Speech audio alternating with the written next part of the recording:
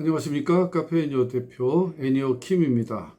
오늘은 4유형과 9유형의 커플 관계에 대해서 생각을 해보겠습니다. 지난 영상에서는 각 커플의 이해와 그리고 매력 포인트, 그리고 그 매력 포인트가 어떤 식으로 일어나는지에 대한 말씀을 함께 나눴죠.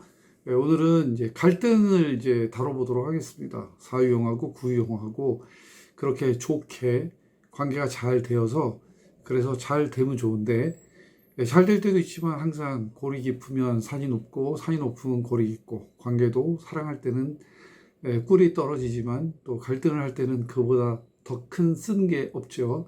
쓴 일이 이제 벌어지게 되는데요. 먼저 첫 번째로는 갈등의 사례를 한번 소개를 해드릴까 합니다. 어느 날 우리 카페이녀에 찾아오셔가지고 상담한 사례인데요. 결혼하신 부부입니다. 여성분이 6번 유형이고 남편분이 9번 유형이었어요.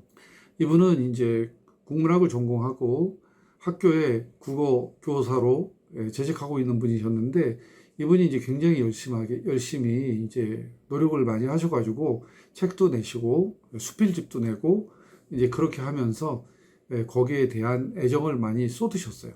그러니까 나름대로 교직이라고 하는 거에다가 작가의 프리미엄까지 같이 가지고 있었던 것이고, 아이들을 가르치는 것도 물론 행복하고 좋은 거지만 더 중요한 거는 자기의 작품 활동에 대한 애착, 그리고 그것으로부터 얻는 성취감, 이런 것들이 굉장히 이제 많았던 거죠. 그래서 퇴근 시간 지나도 이제 작품 활동을 하느라고 이제 뭐 외출도 잡고 그리고 퇴근도 늦고 이제 그렇게 이제 살아오게 되었던 것 같아요. 원래는 처음부터 이분이 교사가 될 생각이 이제 없었는데 아버지의 강요, 거의 뭐 반강제적인 강요 때문에 이제 어쩔 수 없이 선생이 된 거예요. 그렇지만 마음은 항상 작가로서 더 많은 활동을 하는 게 꿈이었는데 이제 현실에 적응을 하다 보니까 나름대로 이중 직업을 가지게 되었던 거죠. 서로 이제 연관성이 있으니까 배우는 학생들의 입장에서도 작가 선생님이 가르친다는 거에 대한 부담감은 없었을 거예요. 그래서 나름 자기는 부지런하게 잘 살았다 이렇게 생각을 하고 제가 들어봐도 뭐 그 정도면 굉장히 훌륭한 삶이 아니겠는가 이런 이제 생각도 하게 됐던 거죠. 근데 이제 남편은 사업을 했는데 어떤 사업인지에 대한 이야기는 안 해서 잘 모르겠어요. 그렇지만 사업을 했는데 한번 보증을 서줬던 것 같아요. 보증 때문에 사업이 한번 휘청거리고 또 사람을 이제 잘 믿는 그런 경향인데다가 사원을 뭐라고 할까요? 직원을 잘 부리지 못한다고 할까요? 오히려 직원이 사장 같고 사장이 직원 같은 그런 느낌을 이제 아내분이 받으시는 거죠. 사장님은 뭐 아무런 그런 게 없는데 그런 생각을 받는 거예요. 그래서 이제 그런 태도 때문에 사업이 안 된다라고 하는 이제 비난을 쏟아붓게 된 거죠. 사원 관리도 안 되고 보증도 쓸데없이 이렇게 하고 그러다 보니까 이제 뭐 사업 본연의 성장이 더디고 또 어렵고 이런 부분에 대한 갈등이 굉장히 많이 있었던 것 같습니다. 그러니까 뭐라고 해야 되나요? 뭐 사업이 안 되는 건 어쩔 수가 없죠. 뭐 코로나도 있고 뭐 여러 가지 안 되는 건 어쩔 수 없어요. 그렇지만 부지런하지 않고 문제를 그냥 깔아뭉개는 것 같고 이런 것들이 이제 다 불만인 것이 됐죠. 노력 부족이고 이런 것이 이제 아내 입장에서 볼 때는 남편이 좀 답답했던 것 같습니다.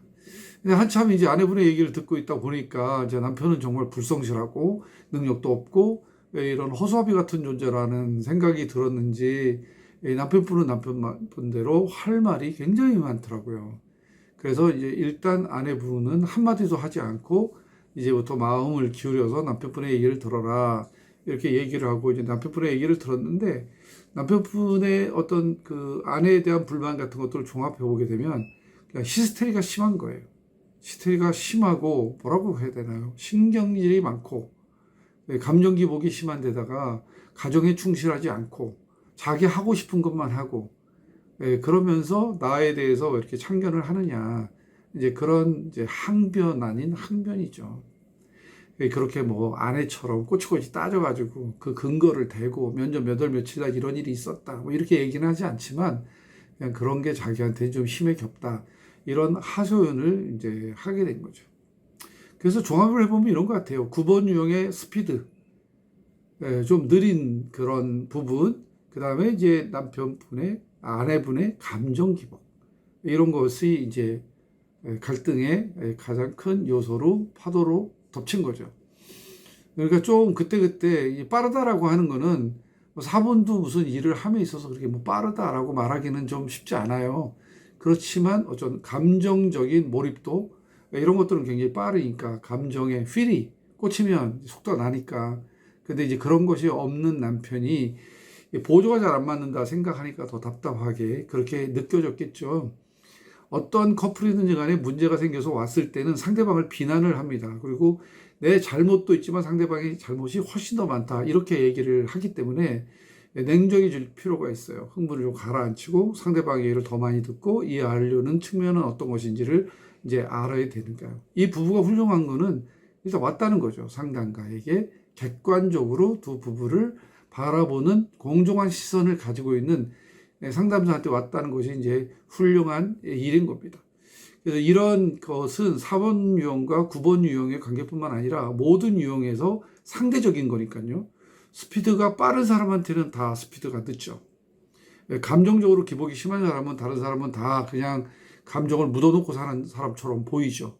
그래서 유형 간의 문제이기도 하지만 더더욱 모든 유형에게 있는 건데 9번 유형에게는 그게 더 도드라지게 그렇게 느껴서 이 경우는 남편 같은 경우는 굳이 뭐 상담사를 찾아갈 필요가 있겠는가. 다른 사람들도 다 우리처럼 싸우고 살지.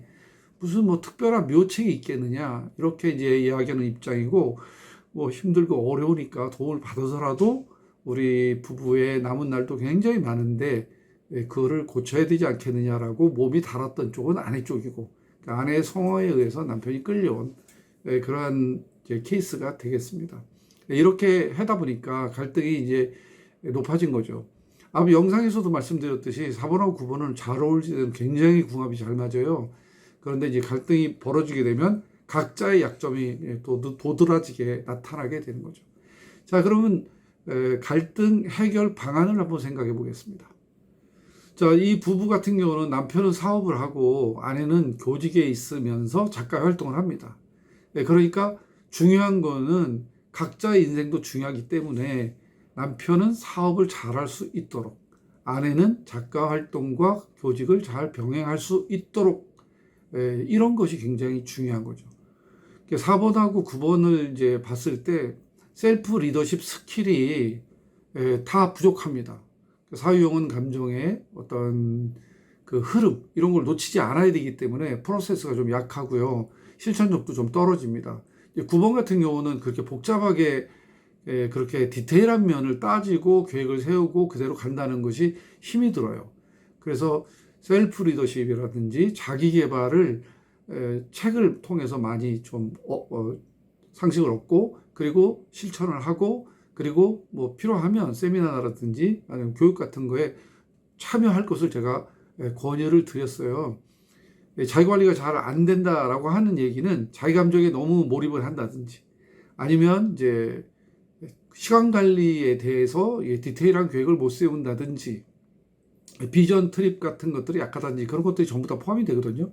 그러니까 두 부부에게 준 솔루션은 자기 개발 프로그램을 통해서 나는 어떻게 하면 사업을 잘할 수 있을지, 나는 두 가지 일에 대해서 어떻게 해야 성과를 더 낼 수 있을지에 대해서 같이 고민을 하고 어드바이스를 해주고 그리고 실현 가능한 목표를 세우고 그리고 시간 관리를 해서 그래서 서로 협력하고 약속하고 실행하고 또 평가하고 피드백을 주고받는 그런 프로세스를 하나 만들어서 다음 상담 때 가져오라고 폼을 좀 짜줬어요.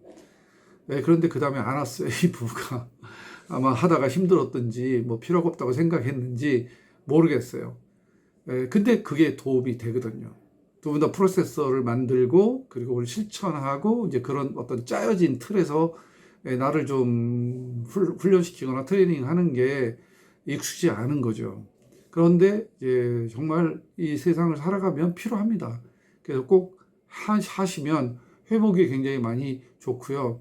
특히 이제 남편한테 줬던 솔루션은 목표 설정입니다. 사업을 하니까 사업에 목표가 있을 거 아니에요? 뭐 목표는 그냥 두리뭉실한 목표가 아니에요.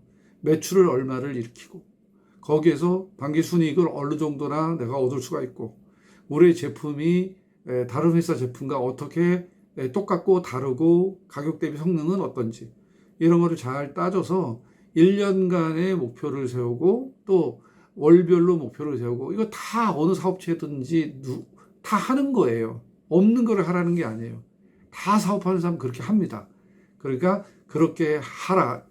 사업의 방향, 사업의 목적, 사업하는 결과물, 이런 것들에 대한 것을 숫자적으로 채워서 다음 상담 올 때 좀 가지고 오세요. 이렇게, 물론 상담할 때 그런 것들을 제가 다룹니다.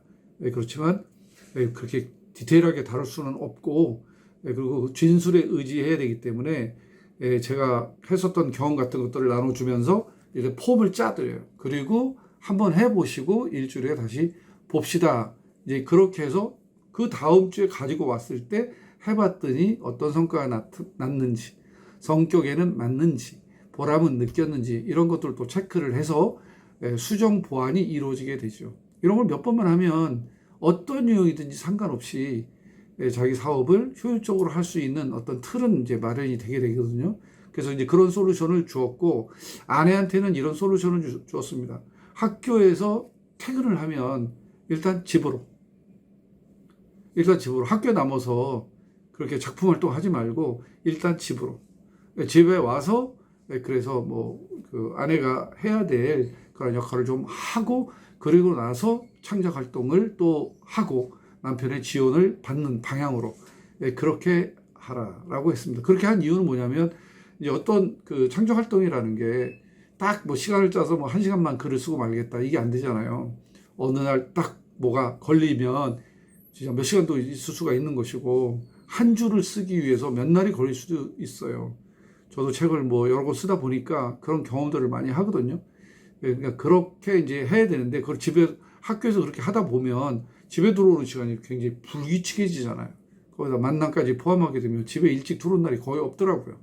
이렇게 되면 부부관계가 좋아질래야 좋아질 수가 없는 거죠.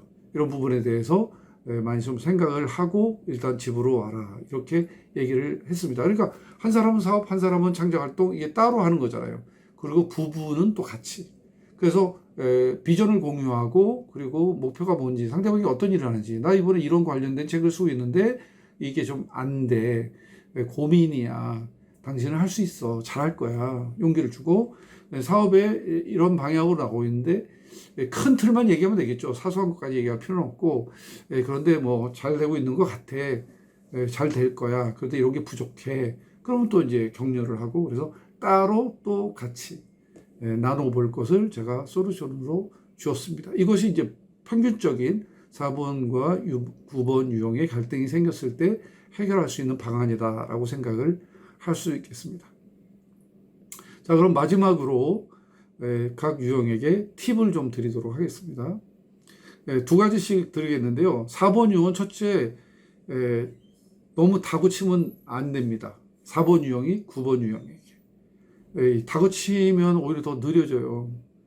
그래서 두려움을 이용해서 리더십을 발휘하는 경향이 있는데, 두려움은 무서움을 갖다 주고, 무서움은 자기의 능력을 발휘할 수 없게 만들어 버립니다. 9번은 그렇게 위축될 수 있어요. 그러니까 4유형이 9유형에게는 너무 뭐라고 할까, 다그치거나 압박을 주거나 이제 그렇게 하지 않았으면 좋겠고요.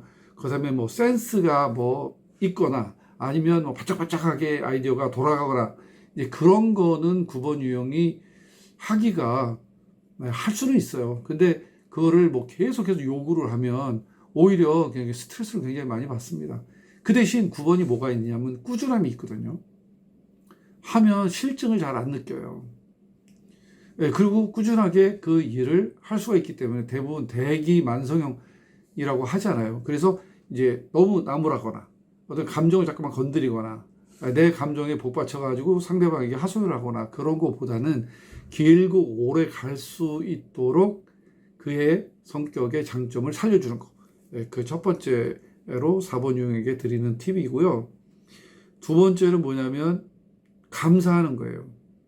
9 유형한테는 어떤 유형이든지 간에 감사할 게 많이 있습니다. 왜냐하면 뭐라고 잘 안 하니까. 그러니까 이렇게 생각하면 돼요. 나하고 같이 살아주고 참고 살아준 거에 대해서 감사함을 표시하는 겁니다. 실제로 9번이 잘 참거든요. 많이 참았어요.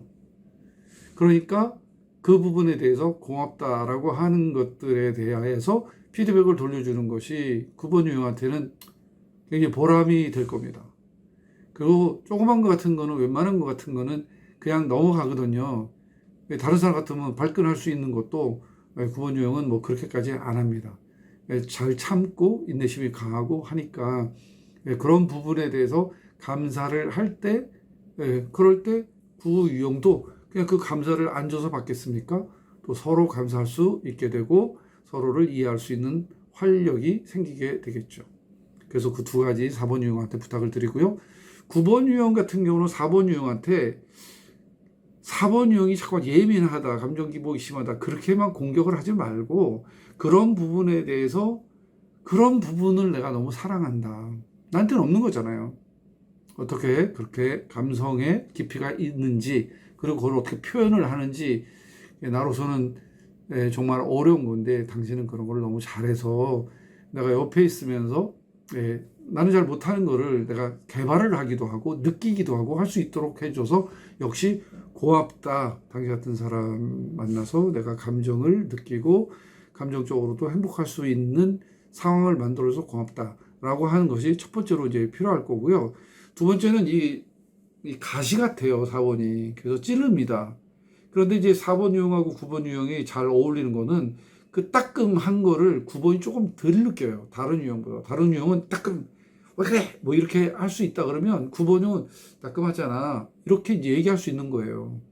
그런데 그 따끔하다라고 하는 거, 그거를 통해서 뭐냐면 움직이는 법을 배워. 9번 유형은 4번 유형에게 움직이는 것을 배우고 자기 내면을 깊이 있게 들여다보는 것을 배우는 것이 이제 필요한 거죠. 나를 방치하지 말고 나를 예민하게 들여다보는 4번을 통해서 내 욕구는 무엇인지에 대해서 발견하는 게 9번 유형한테는 굉장한 성장을 가져다 줍니다. 이게 굉장히 필요하죠. 자, 이번 영상은 여기까지 진행을 하도록 하겠습니다. 4번과 9번의 갈등 사례, 갈등 해결 방법, 그리고 각 유형에게 드리는 팁, 이렇게 세 가지를 정리해서 이야기를 했습니다.